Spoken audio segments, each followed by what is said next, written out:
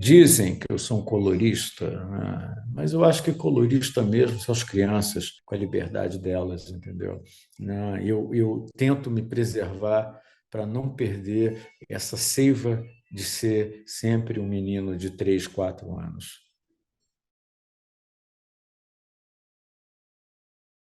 Desde criança eu convivo com artistas, meu pai é poeta, colecionador, eu frequentava Ione Saldanha, Leontina, Iberê Camargo e vários outros artistas, né? Comecei a pintar porque eu tive uma experiência, eu devia ter uns 5 anos, 6 anos de idade, eu fui com meu pai até Barbacena ver o Émeric Marcier pintar um retrato dele, que hoje está na Academia Brasileira de Letras, e eu fiquei impactado com aquela coisa franciscana da pintura. Então, eu não tenho nada a ver com a geração 80, como eu bem contextualizei num texto Meninas e Meninos do Rio, né?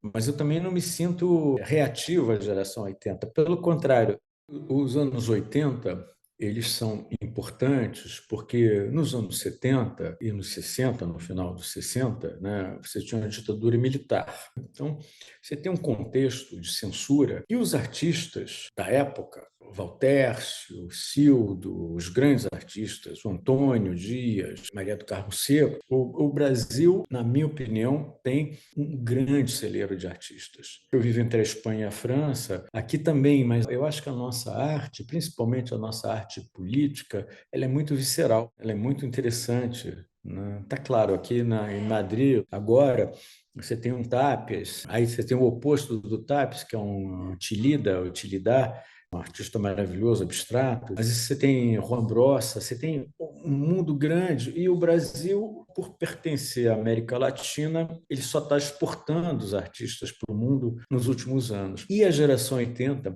foi muito importante para isso. E eu vou te explicar por quê. Qual é a chave da coisa? É porque nós, como fazíamos pintura, entramos no comércio de arte. Simples assim.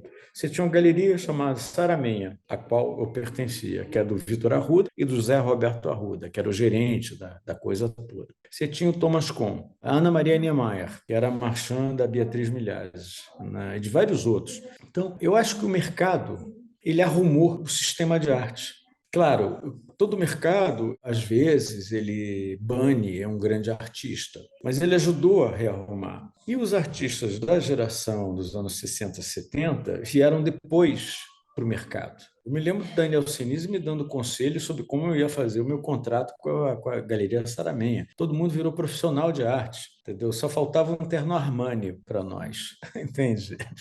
Então, eu acho que foi o mercado que organizou, de certa forma, o sistema de arte brasileiro. E aí, nesse bojo, desapareceram os críticos e apareceram os curadores, que, a partir de certos preceitos, começaram a formular exposições com temas, como se fossem microficções, né?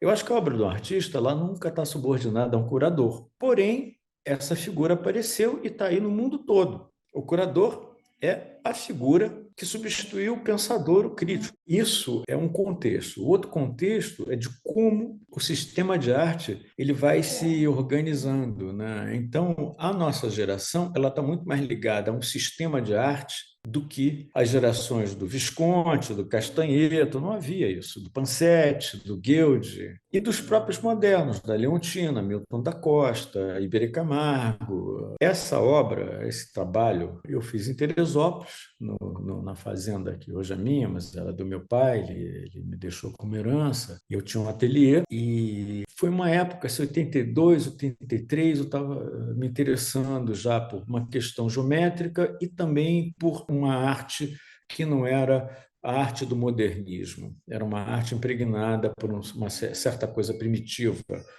E eu sou um bibliófilo, eu leio em algumas línguas e tal, e eu estava lendo um livro sobre o Kivu. O Kivu é o Congo belga, isso lá atrás. E eu comecei a pesquisar arte africana, os arquétipos, os objetos de madeira, isso tudo se debruçou sobre o meu trabalho e foi a partir daí que eu concebi essa coisa que tem a ver com a África, mas também tem a ver com o Brasil, né? Com esse Brasil que é miscigenado, é o Brasil do preto, do índio, do pescador que faz os currais de peixe. A partir daí eu comecei uma outra série Meu pai costumava dizer: escrever não é viver, porque o ato de você produzir algo, você se abstém da vida, né?